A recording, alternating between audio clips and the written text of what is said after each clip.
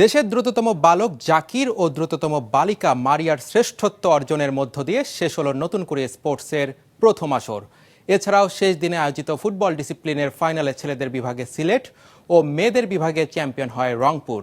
এমন আসর থেকেই পাওয়া প্রতিভাবান অ্যাথলিটরাই ভবিষ্যতে বাংলাদেশকে আন্তর্জাতিক পর্যায়ে সাফল্য এনে দেবে বলে জানান প্রধানমন্ত্রী।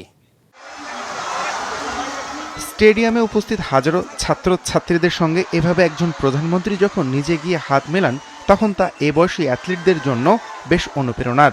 আর সেই অনুপ্রেরণার মধ্য দিয়েই শেষ হলো দেশে প্রথমবারের মতো আয়োজিত নতুন করে স্পোর্টসের অভিষেক আসর। গত 2রা মে সিলেট থেকে শুরু হয়েছিল এবারের নতুন করে স্পোর্টস। ছেলে ও মেয়েদের ফুটবল ফাইনাল এবং অ্যাথলেটিক্সে দুই বিভাগেরই 100 মিটার স্প্রিন্ট দিয়ে শেষ হলো প্রথম আসর, যেখানে ছেলেদের ফাইনালে ময়মনসিংহকে 1-0 গোলে হারিয়ে শিরোপা জেতে সিলেট, আর মেয়েদের বিভাগে ফুটবলে সেরা হয় রংপুর। 4-0 গোলে হারায় তারা রাজশাহীকে। এটা অনেক গর্বের বিষয় যে আমার দল চ্যাম্পিয়ন হয়েছে, যে এটা অনেক খুশির বিষয় যে প্রথমবারের মতন নতুন করে প্রথমবার চ্যাম্পিয়ন। প্রধানমন্ত্রীর কাছে যে পুরস্কারটা নিলাম অনেক খুশির বিষয়, অনেক আনন্দের বিষয়। সেটা আমার জীবনে ফার্স্ট, আমি মাননীয় প্রধানমন্ত্রীর কাছ থেকে পুরস্কার পেয়েছি।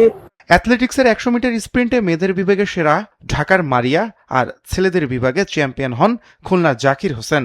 সামনের লক্ষ্য এই অ্যাথলেটিক্স খেলাকে সঙ্গে করে বাংলাদেশকে পুরো ওয়ার্ল্ডের মাধ্যমে রিপ্রেজেন্ট করা। আমার অনেক ভালো লাগবে, কারণ জীবনে ভাবিনি যে প্রধানমন্ত্রীর কাছে আমি প্রাইজ পাবো। আমি সামনে একজন বড় অ্যাথলেটার কথা হতে চাই।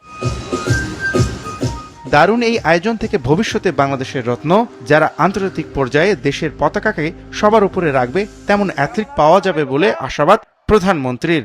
এই মাঠে আজকে আমাদের বাচ্চারা খেলা করেছে, এই মাঠে কেউ জিতেছে, কেউ এখনো জিততে পারে না। ইনশাল্লাহ আগামী দিনে তারা আবার প্রতিযোগিতা করবে। আসুন আমরা চেষ্টা করি, এই মাঠ নয়, ইনশাল্লাহ আমাদের বাচ্চারা যাতে আগামী দিনে আন্তর্জাতিক পর্যায়ের মাঠে জিতে ট্রফি বাংলাদেশে নিয়ে আসতে পারে।